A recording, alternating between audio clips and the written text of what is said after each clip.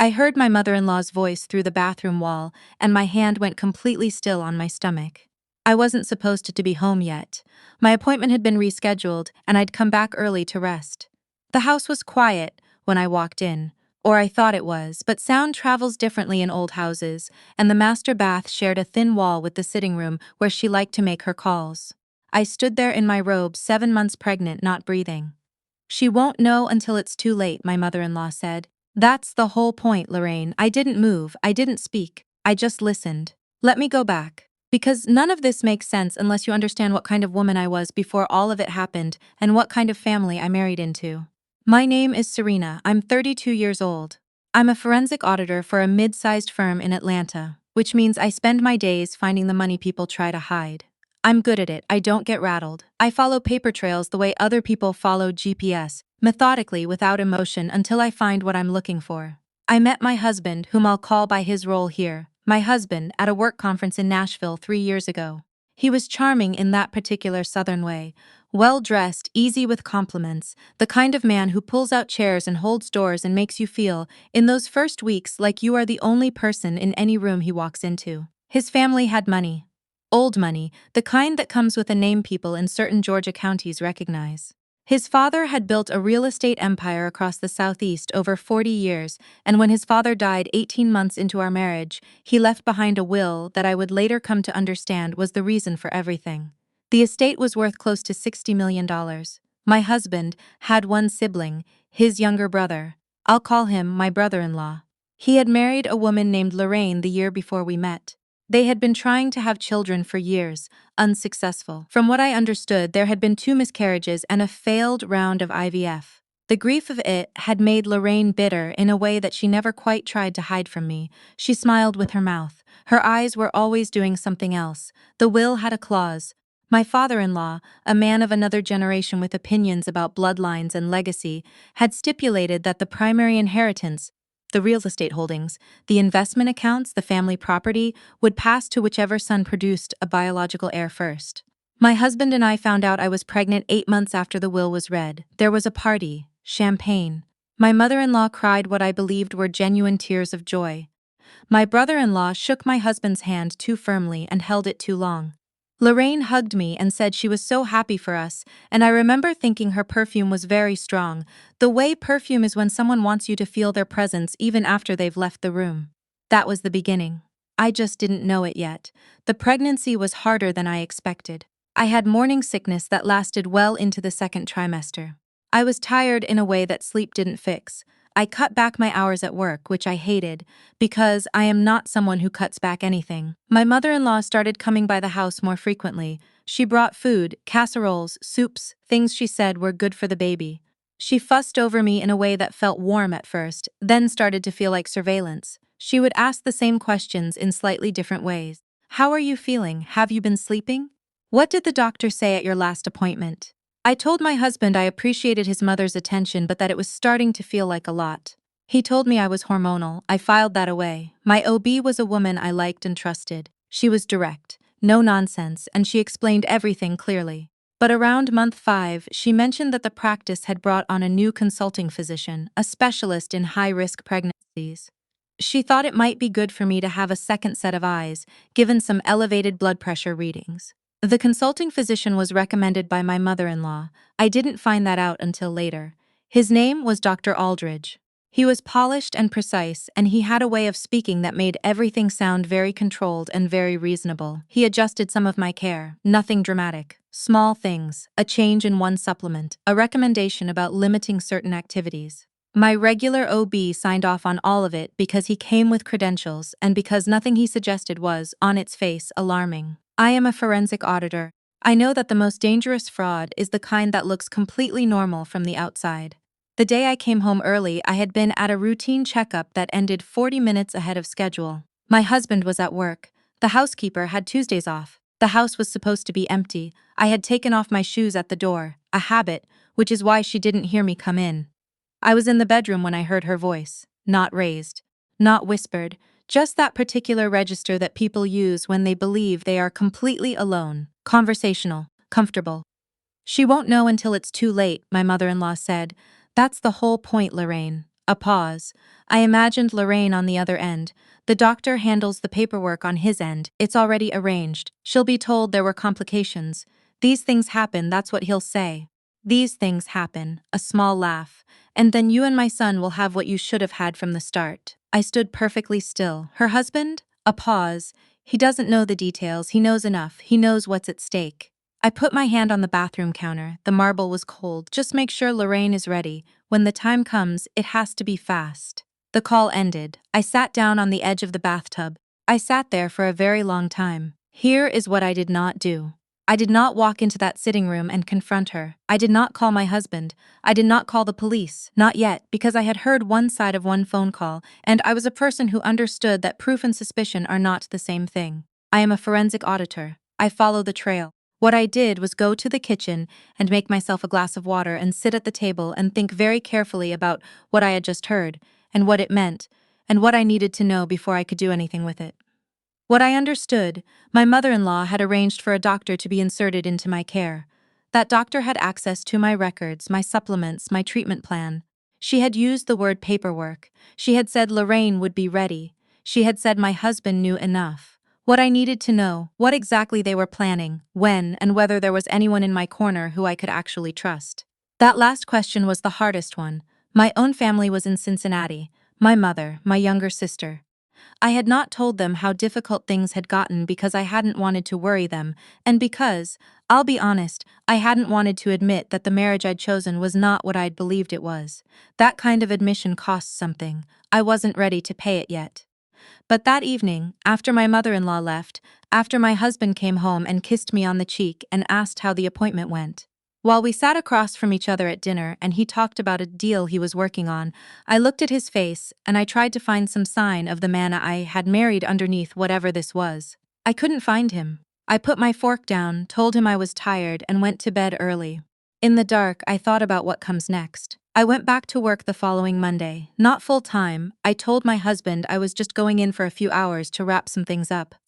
What I actually did was use my access to certain legal and financial databases to begin pulling information on Dr. Aldridge. It didn't take long to find things that didn't belong. He had 2 malpractice settlements in the past 6 years, both sealed. One involved a patient at a private clinic in Savannah. His hospital affiliation was listed correctly, but his board certification in maternal-fetal medicine had lapsed 14 months ago and had never been renewed. He was practicing on an expired credential. I wrote all of it down, in a notebook. By hand. I did not save anything to any device connected to our home network. Next, I went to see my regular OB on my own, without telling my husband or his family. I told her I had some concerns about Dr. Aldridge and asked whether she could review his recent recommendations. I watched her face carefully as she went through my chart. Something shifted, small, a tightening around her eyes. She told me she would look into it. 2 days later, she called me on my cell and told me, in the careful language that doctors use when they want to say something clearly without creating liability, that she thought it would be in my best interest to pause all of the protocol changes Dr. Aldridge had recommended until she could review them more thoroughly. I asked her, directly, if she thought I was in danger. A pause.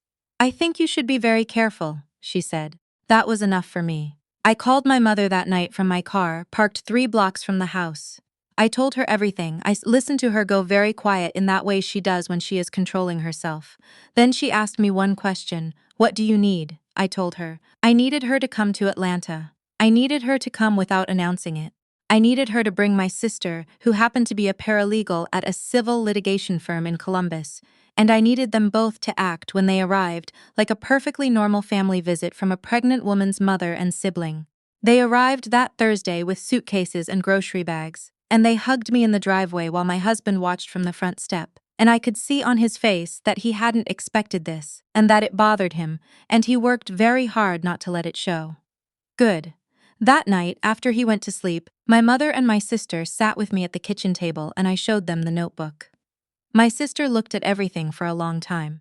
Then she looked at me and said, "We need a real attorney, not a paralegal. An attorney."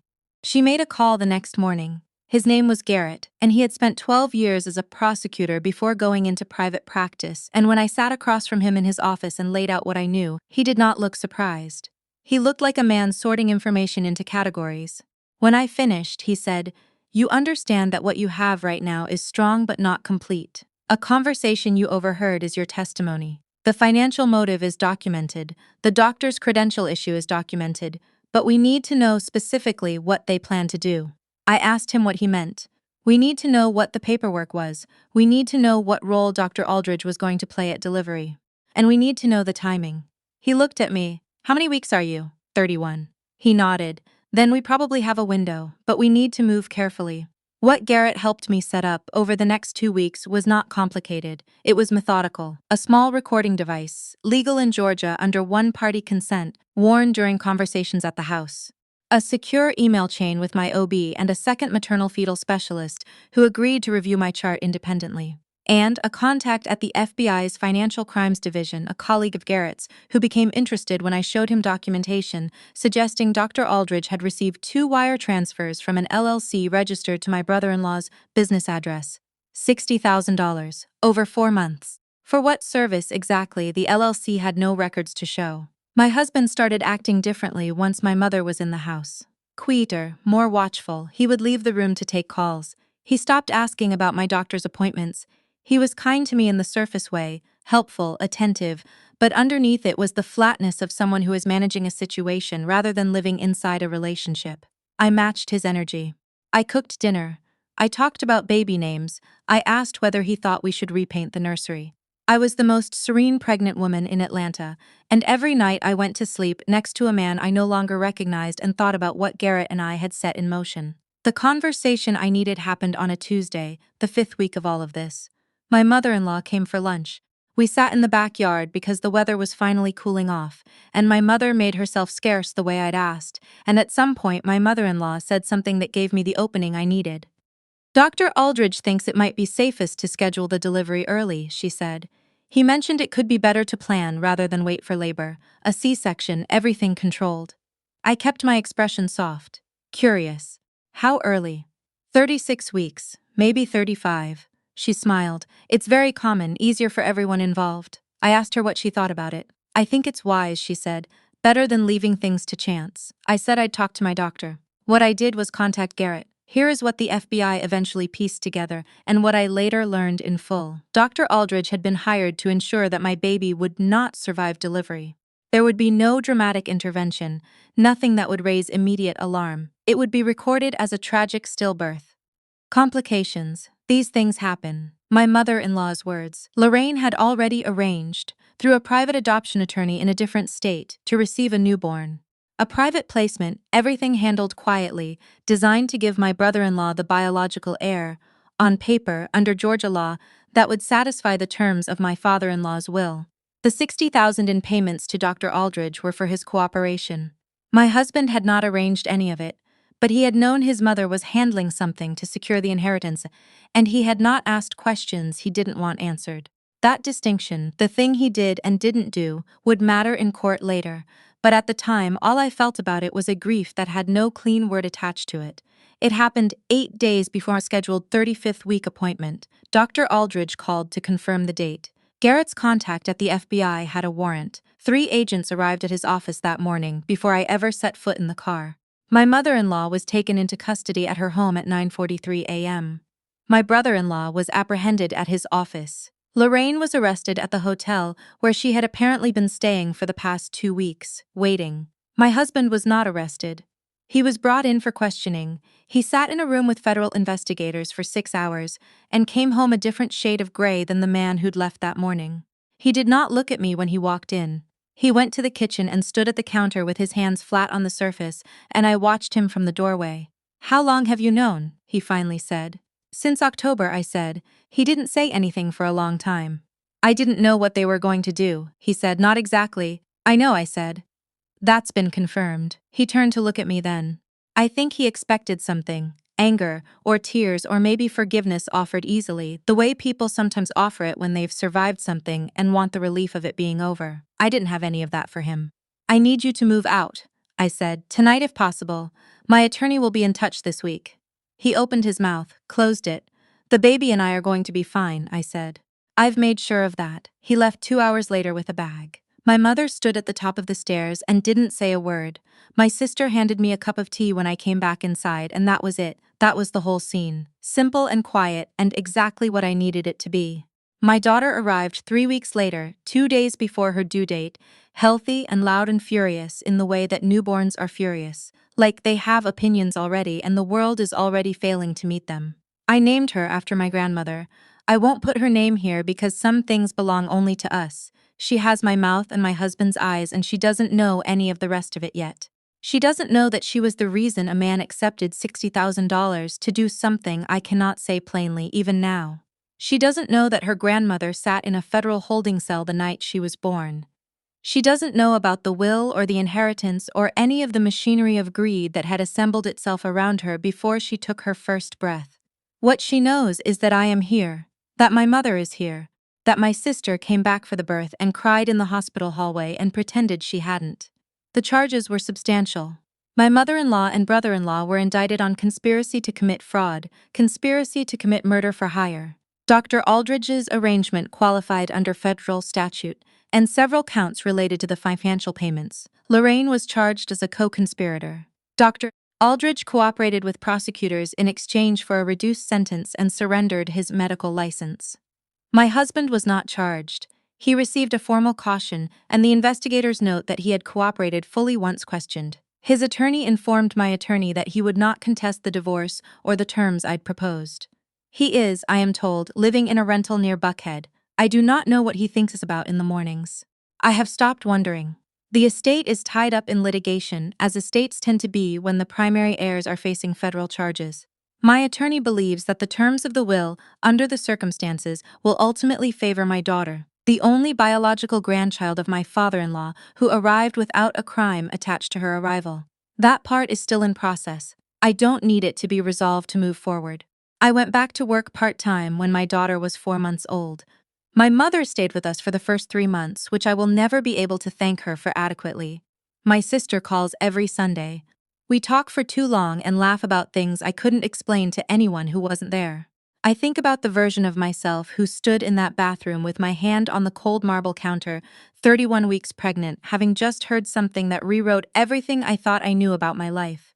I think about what she did next, which was not panic, and was not confront, and was not collapse. She went to the kitchen, she made a glass of water, she sat down, she thought. I have spent my career finding hidden things, following money to the places it didn't want to be found, understanding that the truth is always somewhere in the paperwork if you're patient enough and calm enough to look for it. That's what I did. My daughter is asleep in the next room. The monitor is on. She makes a small sound every few minutes, a little sigh, like she's having a very full dream. I don't know what she dreams about. But she is here, she is safe, and every single person who tried to make sure she wouldn't be is facing consequences that I assembled, carefully and quietly, one documented piece at a time. That's the whole story. That's enough.